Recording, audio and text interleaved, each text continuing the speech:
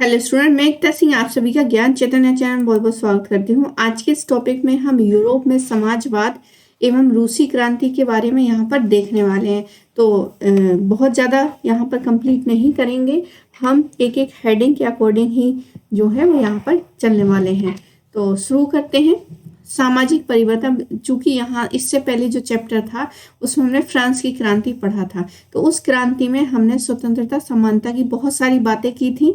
तो ये जो स्वतंत्रता समानता है पूरे यूरोप में फैलता है और किस प्रकार से फैलता है, उसके क्या है, तो यही सारी चीज जो है इसमें हमें देखने को मिलेगी। तो देखते हैं सामाजिक परिवर्तन का युग। तो पिछले अध्याय में आपने फ्रांसीसी क्रांति यूरोप में फैलते जा रहे स्वतंत्रता और समानता के शक्तिशाली विचारों के बारे में पढ़ा होगा। फ्रांसीसी क्रांति ने सामाजिक संरचना के क्षेत्र में अमूल परिवर्तन की संभावना का सूत्रपात कर दिया था, जैसे कि आप पढ़ चुके हैं। 18वीं सदी से पहले फ्रांस का समाज मोटे तौर पर स्टेट की श्रेणियों में बटा हुआ था। तो ये जो है समरी पिछले उसकी है लेसन की, तो उसी के बारे में है। फ्रांस जो है प्रथम द्वितीय तृतीय 3 स्टेट में बटा हुआ था और तृतीय वाले में बहुत सारे किसान हुआ करते थे। ये सब हमने पढ़ लिया है। समाज की आर्थिक और सामाजिक सत्ता पर, अब इसकी आर्थिक जितनी भी होगी उस पर किसका कंट्रोल होगा? इन्हीं ऊपर के 2 स्टेटों के कुलीन वर्ग और पादी वर्ग का था, जिससे पूरे समाज में क्या है अनियंत्रण मतलब बहुत ही कंडीशन जो है वो सब खराब हो रखी थी।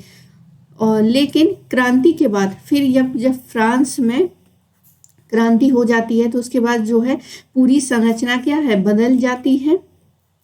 तो ये हमने देखा था यूरोप और एशिया सहित दुनिया के बहुत सारे हिस्सों में व्यक्तिगत अधिकारों के स्वरूप और सामाजिक सत्ता पर किसका नियंत्रण हो, इस पर चर्चा छिड़ गई। अब एक क्रांति होगी तो पूरे यूरोप में ये बात फैल गई कि अब हमारे यहाँ पर जो सत्ता है वो किसके हाथों में होनी चाहिए। इस तरह से जो है वो एक डिबेट यहाँ पर उत्पन्न हो जाता है पूरे एशिया में। आगे है भारत में भी राजा राम मोहन राय, एशिया की बात नहीं, यूरोप पूरे यूरोप में जो है फैल जाती है इसी क्रांति की बातें। और हम भारत की बात करें तो राजा राम मोहन राय डेरोजियो ने फ्रांसीसी क्रांति के महत्व का उल्लेख किया और भी बहुत सारे लोग जो हैं क्रांति के पश्चात यूरोप की स्थिति के बारे में चल रही बहस में कूद पड़े। आगे चलकर उपनिवेशों में घटी घटनाओं ने भी इन विचारों को एक नया रूप प्रदान किया। आगे देखते हैं। मगर यूरोप में सभी लोग अमूल समाज परिवर्तन के पक्ष में नहीं थे। तो जिस प्रकार से फ्रांस में हुआ था तो वैसी ही वो घटना को या फिर वैसी ही विचारधारा को अपनाने में पूरा यूरोप जो है वो उस अमूलचूल समाज में परिवर्तन के पक्ष में नहीं था।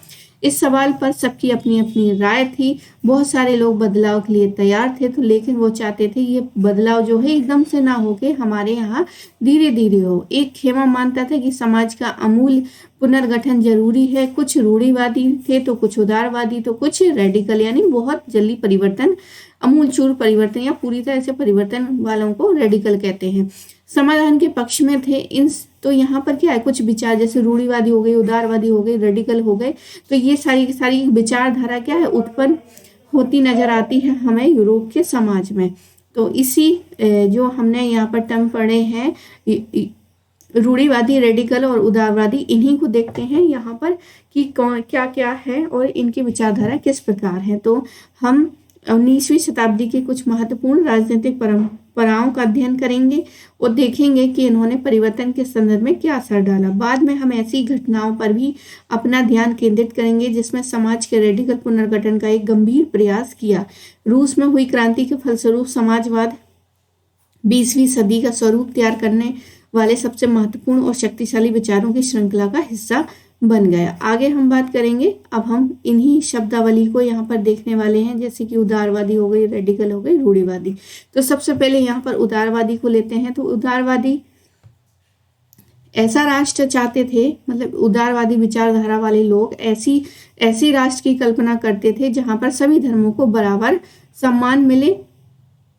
और शायद आप जानते होंगे कि ये इस समय यूरोप में प्राय देशों देशों में प्रायः एक ही धर्म को ज्यादा महत्व दिया जाता था। जैसे कि ब्रिटेन की सरकार चर्च ऑफ इंग्लैंड का समर्थन करती थी। ऑस्ट्रिया और स्पेन में कैथोलिक चर्च के समर्थक थे। उदारवादी समूह वंश आधारित शासकों की अनियंत्रित सत्ता के भी विरोधी थे। वे सरकार के समक्ष व्यक्ति मात्र के अधिकारों की रक्षा के लिए पक्षधर थे। उनका कहना था कि सरकार को किसी के अधिकारों का हनन नहीं करना चाहिए, उन्हें छीनने का अधिकार नहीं दिया जाना चाहिए। ये समूह प्रतिनिधित्व पर आधारित एक ऐसी निर्वाचित सरकार के पक्ष में थे जो सरकार और अफसरों के प्रभाव से मुक्त हो और सुप्रशिक्षित न्यायपालिका द्वारा स्थापित किए गए कानूनों के आधार पर शासन कार्य चलाए। पर यह समूह जो है लोकतांत्रिक नहीं था। ये लोग सार्वभौमिक वयस्क मताधिकार यानी सभी नागरिकों को वोट देने के अधिकार के पक्ष में नहीं थे। इनका मानना था कि वोट केवल संपत्तिधारियों को ही मिलना चाहिए। तो यहाँ पर कुछ बातें हैं, जैसे कि एक धर्म को ना माने, बाकी सभी धर्म को जो है उसका हमें सम्मान करना चाहिए। बाकी व्यक्तियों के जो अधिकार है उसका ना तो किसी को हनन करना चाहिए, मतलब जो सत्ता में उनको हनन नहीं करना चाहिए, बल्कि उसकी रक्षा करनी चाहिए। और परंतु यहाँ पर एक और ये बात है कि यहाँ पर संपत्ति को ही मिलना चाहिए, जिसके पास संपत्ति है वही क्या है वोट डाल सकता है। तो एक इनकी यहाँ पर बुराई भी है। आगे देखते हैं हम रेडिकल वाले क्या सोचते हैं। तो रेडिकल वाले लोग ऐसी सरकार के पक्ष में थे जो कि आबादी के बहुत से समर्थकों पर आधारित थे। इनमें से बहुत सारे लोग महिला मताधिकार आंदोलन के भी समर्थक थे। उदारवादियों के विपरीत ये लोग जमींदार संपन्न उद्योगपतियों से को प्राप्त किसी भी तरह के विशेषाधिकार के खिलाफ थे। वे निजी संपत्ति के विरोध नहीं थे, लेकिन कुछ लोगों के पास संपत्ति के संकेंद्रण का विरोध जरूर करते थे। तो रेडिकल वाले जो हैं वो संपत्ति के अधिकार में तो रखने के पक्षधर थे, लेकिन ऐसा नहीं कि एक व्यक्ति के पास बहुत सारी संपत्ति हो जाए, और इस तरह से नहीं होना चाहिए, बल्कि उनका मानना था कि जरूरत से ज़्यादा किसी के पास भी संपत्ति जो है केंद्र ना हो सके। आगे है रूढ़िवादी तबका, रेडिकल और उदारवादी दोनों के खिलाफ था। मगर फ्रांसीसी क्रांति के बाद रूढ़िवादी भी बदलाव की जरूरत को स्वीकार करने लगे। पुराने समय में यानी 18वीं शताब्दी में रूढ़िवादी आमतौर पर परिवर्तनों के विचार का विरोध करते थे, लेकिन 19वीं सदी तक आते आते वे भी मानने लग गए थे कि कुछ परिवर्तन आवश्यक है, परंतु ये चाहते थे कि अतीत का सम्मान किया जाए, अर्थात अतीत को पूरी तरह ठुकराया ना जाए और बदलाव की प्रक्रिया धीमी हो। तो ये हो गए कुछ रूढ़िवादी। फ्रांसीसी क्रांति के बाद पैदा हुई राजनीतिक उथल पुथल के दौरान सामाजिक परिवर्तन पर केंद्रित व विविध विचारों के बीच काफी टकराव हुए। 19वीं सदी में क्रांति और राष्ट्रीय कायंत्रण की विभिन्न कोशिशों ने इन सभी सामाजिक धाराओं की सीमाओं और संभावना को स्पष्ट कर दिया। अब यहाँ पर कुछ और समाज थे, जैसे औद्योगिक समाज और सामाजिक परिवर्तन देख लेते हैं। ये राजनीतिक रुझान एक नए युग का घोतक था। इस दौर गहन सामाजिक एवं आर्थिक बदलाव का था। ये एक ऐसा समय था जब नए शहर बस चुके थे, नए नए औद्योगिक क्षेत्र विकसित हो रहे थे, रेलवे काफी विकास हो चुका था और औद्योगिक क्रांति संपन्न हो चुकी थी। औद्योगिकीकरण ने औरतों, आदमी और बच्चों को सबको कारखानों में ला दिया। काम और घंटे यानी पाली बहुत लंबी होती थी और मजदूर बहुत कम हुआ करते थे। बेरोजगारी आम थी। औद्योगिक वस्तुओं की मांग में गिरावट आ गई। अब यहाँ पर मताधिकार आंदोलन मतलब वोट डालने का अधिकार। आगे देखते हैं तो यहाँ पर मजदूरों की क्या है, काफ़ी यहाँ पर बेरोजगारी थी और शहर तेजी से बसते और फैलते जा रहे थे, इसलिए आवास और साफ सफाई का भी काम मुश्किल होता जा रहा था। उदारवादी और रेडिकल दोनों ही समस्या का हल खोजने की कोशिश में लगे हुए थे। लगभग सभी उद्योग जो है व्यक्तिगत स्वामित्व में थे। बहुत सारे रेडिकल और उदारवादियों के पास भी काफ़ी संपत्ति थी और उनके पास बहुत सारे लोग नौकरी किया करते थे। उन्होंने व्यापार और औद्योगिक व्यवसायों के जरिए धन दौलत इकट्ठी की थी, इसलिए वह चाहते थे कि इस तरह के प्रयासों को ज़्यादा से ज़्यादा महत्व या बढ़ावा दिया जाए। उन्हें लगता था कि अगर मजदूर स्वस्थ हों और नागरिक पढ़े लिखे हों तो इस व्यवस्था का भरपूर लाभ लिया जा सकता है। ये लोग जन्मजात मिलने वाले विशेषाधिकार के विरुद्ध थे। व्यक्तिगत प्रयास, श्रम और उद्यमशीलता में इनका गहरा विश्वास था। इनकी मान्यता थी कि हर एक व्यक्ति को व्यक्तिगत स्वतंत्रता दी जाए, गरीबों को रोजगार मिले और उनके पास पूंजी है और बिना रोक टोक के काम करने का मौका दिया जाए, तभी क्या है समाज जो है तरक्की कर सकते हैं। आगे देखते हैं यही कारण जो है 19वीं सदी के शुरुआती दशकों में समाज परिवर्तन के इच्छुक बहुत सारे कामकाजी स्त्री पुरुष उदारवादी रेडिकल समूहों व पार्टियों के इर्द गिर्द गोल बंद हो गए थे। आगे देखते हैं यूरोप में 1815 में जिस तरह की सरकारें बनी उनसे छुटकारा पाने के लिए कुछ राष्ट्रवादी उदारवादी रेडिकल आंदोलन क्रांति के पक्ष में थे। फ्रांस, इटली, जर्मनी, रूस में ऐसे लोग क्रांतिकारी हो गए और राजाओं के तख्ता पलट का प्रयास करने लगे। राष्ट्रवादी कार्यकर्ता क्रांति के जरिए ऐसे राष्ट्रों की स्थापना करना चाहते थे जिससे सभी नागरिकों को समान अधिकार प्राप्त हो। 1815 के बाद इटली के राष्ट्रवादी गिब्से मैज़िनी, तो इटली का जो है मैज़िनी यहाँ पर इम्पोर्टेंट, इसी लक्ष्य को प्राप्त करने के लिए अपने समर्थकों के साथ मिलकर राजा के खिलाफ साजिश रच डाली। मैज़िनी ने भारत सहित दुनिया भर के राष्ट्रवादी इसकी रचनाओं को पढ़ते हैं। तो मैज़िनी जो है 1815 में एक्टिव हो जाते हैं और फिर अपने राजा के खिलाफ क्या है एक षड्यंत्र कर डालते हैं। आगे है यूरोप में समाजवाद का आना। तो समाज में पुनर्गठन की संभावना सबसे दूरगामी दृष्टि प्रदान करने वाली विचारधारा समाजवाद ही है। 19वीं सदी के मध्य तक यूरोप में समाजवाद एक जाना पहचाना विचार था। उसकी तरफ बहुत सारे लोगों का ध्यान आकर्षित हो रहा था। समाजवादी निजी संपत्ति के विरोधी थे। तो जो समाजवादी है वो निजी संपत्ति के क्या थे, विरोधी थे, विरोध में थे, यानी वे संपत्ति पर निजी स्वामित्व को सही नहीं मानते थे। उनका मानना था कि संपत्ति के निजी स्वामित्व की व्यवस्था ही हमारी से ही सारी समस्याओं का ही जड़ है। वे ऐसा क्यों मानते थे? उनका तर्क था कि बहुत सारे लोगों के पास संपत्ति तो है जिससे दूसरों को रोजगार भी मिलता है, लेकिन समस्या ये है कि संपत्तिधारी व्यक्ति को सिर्फ अपने फायदे से मतलब रहता है। वह उनके बारे में नहीं सोचता जो उनकी संपत्ति को उत्पन्नशील बनाते हैं। इसलिए अगर संपत्ति पर किसी एक व्यक्ति के बजाय पूरे समाज का नियंत्रण हो तो साझा सामाजिक हितों पर ज्यादा अच्छी तरह से ध्यान दिया जा सकता है। समाजवादी इस तरह का बदलाव चाहते थे और इनके लिए बहुत बड़े पैमाने पर अभियान चलाया।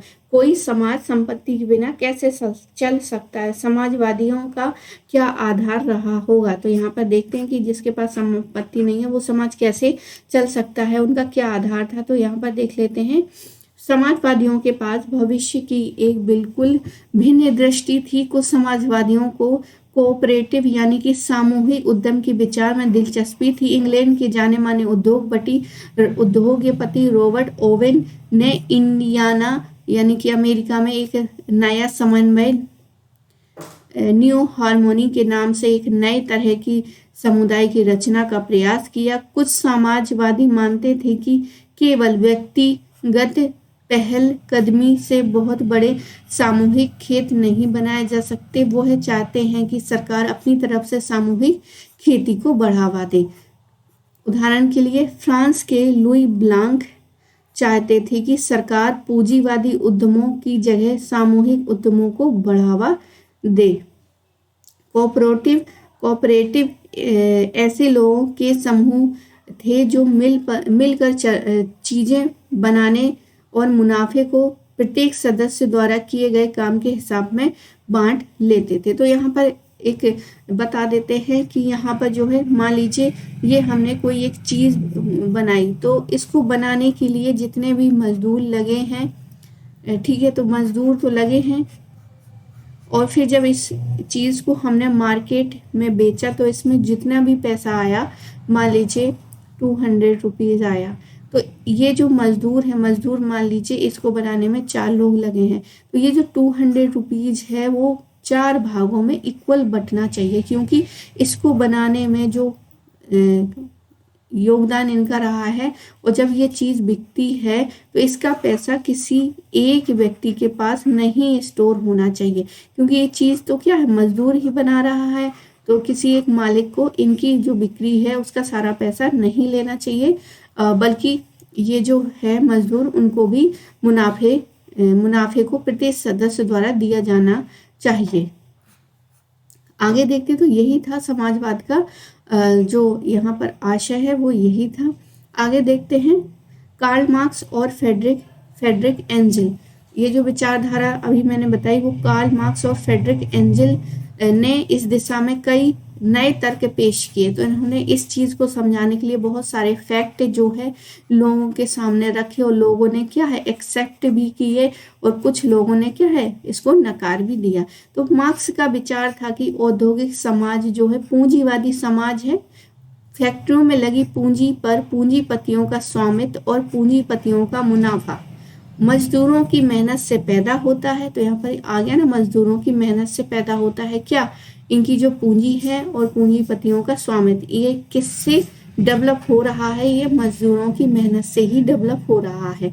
मार्क्स का निष्कर्ष था कि जब तक किसी निजी पूंजीपति किसी तरह मुनाफे का संचय करते रहेंगे, तब तक मजदूरों की स्थिति में सुधार नहीं हो सकता। अपनी स्थिति में सुधार लाने के लिए मजदूरों को पूंजीवाद व निजी संपत्ति पर अधिक आधारित शासन को उखाड़ फेंकना होगा। मार्क्स का विचार था कि खुद को पूंजीवादी शोषण से मुक्त कराने के लिए मजदूरों को एक अत्यंत भिन्न किस्म का समाज बनाना होगा, जिससे सारी संपत्ति पर पूरे समाज का यानी सामाजिक नियंत्रण और स्वामित्व रहेगा। उन्होंने भविष्य के इस समाज को साम्यवादी समाज का नाम दिया। मार्क्स को विश्वास था कि पूंजीपतियों के साथ होने वाले संघर्ष में जीत अंततः किसकी हो जाएगी, मजदूरों की हो जाएगी। उनकी राय में कम्युनिस्ट समाज ही भविष्य का समाज होगा। तो ये कुछ विचारधारा है यहाँ पर कार्ल मार्क्स की और फ्रेडरिक एंगल्स की। तो यहाँ पर ये उनकी विचारधारा के अनुसार किस प्रकार का समाज होगा, तो ये चर्चा की गई है। आगे अब समाजवाद के समर्थन में क्या था, तो ये देख लेते हैं। 1870 का दशक आते आते समाजवादी विचार पूरे यूरोप में फैल चुका था। अपने प्रयासों से समन्वय लाने के लिए समाजवादियों ने द्वितीय इंटरनेशनल के नाम से एक अंतर्राष्ट्रीय संस्था भी बना ली थी। इंग्लैंड और जर्मनी के मजदूरों ने अपनी जीवन और कार्य स्थिति में सुधार लाने के लिए संगठन बनाना शुरू कर दिया था। संकट के समय अपने सदस्यों को मदद पहुंचाने के लिए इन संगठनों ने कोष स्थापित किए और काम के घंटों में कमी तथा मताधिकार के लिए आवाज उठानी शुरू कर दी। जर्मनी में सोशल डेमोक्रेटिक पार्टी के साथ इन संगठनों के काफी गहरे रिश्ते थे और संसदीय चुनावों में वे पार्टी की मदद भी करते थे। 1905 तक ब्रिटेन के समाजवादी और ट्रेड यूनियन आंदोलनकारियों ने लेबर पार्टी के नाम से अपनी एक अलग पार्टी बना ली थी। फ्रांस में भी सोशल पार्टी के नाम से ऐसी ही एक पार्टी का गठन किया गया, लेकिन 1914 तक यूरोप में समाजवादी कहीं भी सरकार बनाने में कामयाब नहीं हो पाए। संसदीय राजनीति में उनके प्रतिनिधि बड़ी संख्या में जीतते रहे। उन्होंने कानून बनवाने में भी अहम भूमिका निभाई, मगर सरकारों ने रूढ़िवादी, उदारवादी और रेडिकलों को ही दबदबा बना रहा। तो अब रूसी क्रांति जो है वो हम अगले उसमें, क्योंकि रूस में भी समाजवाद पहुंचता है, तो वहाँ का समाज और यहाँ के समाज में बहुत अंतर था। इसको देख लेते हैं। यहाँ पे एक पिक्चर दिया गया है जो कि ये पेरिस कम्यून का है। 1817 का एक चित्र है। इस चित्र में मार्च और मई जो है 1871 के बीच हुए जन आंदोलन को दर्शाया गया है। यह ऐसा दौर था जब पेरिस की नगर परिषद यानी कम्यून पर मजदूरों, आम लोगों, पेशावरों और राजनीतिक कार्यकर्ताओं को लेकर बनाई गई थी। जन सरकार ने कब्जा कर लिया था। यह उथल-पुथल फ्रांसीसी सरकार की नीति के प्रति बढ़ते असंतोष के कारण पैदा हुआ था। यद्यपि पेरिस कम्यून को अंततः सरकारी टुकड़ियों ने भी कुचल डाला था, लेकिन दुनिया भर के समाजवादियों ने समाजवादी क्रांतिकारी की पूर्व पीठिका के रूप में इसका जमकर जश्न मनाया। पेरिस कम्यून को दो और चीज़ों की वजह से आज भी याद रखा जाता है। पहला है मजदूरों के लाल झंडे का उदय इसी घटना से हुआ था। कम्यूनरों यानी कि क्रांतिकारियों ने अपने लिए यही लाल झंडा चुना था। और दो मायर्स के लिए जो इस घटना के बाद पेरिस कम्यून और मुक्ति संघर्ष का प्रतीक बना। उल्लेखनीय है कि इन गीत को मूलतः 1792 में युद्ध गीत के रूप में लिखा गया था। तो आई होप आपको ये वीडियो पसंद आया होगा। पसंद आया तो प्लीज़ लाइक करें, शेयर करें, सब्सक्राइब करें। मिलते हैं हम अगले वीडियो में। पूरा वीडियो देखने के लिए आप सभी का बहुत बहुत धन्यवाद।